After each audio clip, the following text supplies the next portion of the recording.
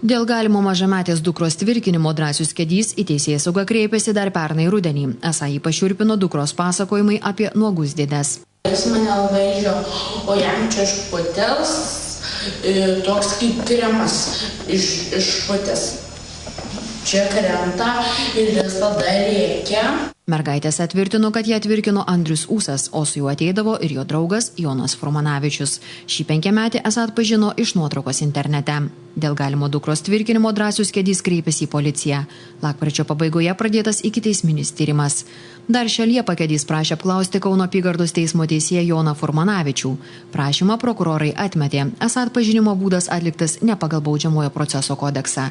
Liepos pabaigoje Drąsius Kedys gavo atsakymą iš Kauno apygardos prokuratūros. Jo prašymai skirti stacionarinę teismo psichiatrijos ekspertizę Andriui Ūsui į baudžiamąją atsakomybę patraukti buvusią sugyventinę Laimutę Stankūnaitę atmesti kaip nepagristi. Tvirkinimu Kedžio kaltinama Andrių Ūsą saugo policija. Kaip jūs jaustumėtės tokioje situacijoje, kai nieko dėtas esate apšmeižiamas visų pirma pirmoje eilėje, o paskui pradedame jau iš desperacijos ir matant, kad visas šmeižtas nepavyko, pradeda žudimai. Tai kaip jūs jaustumės?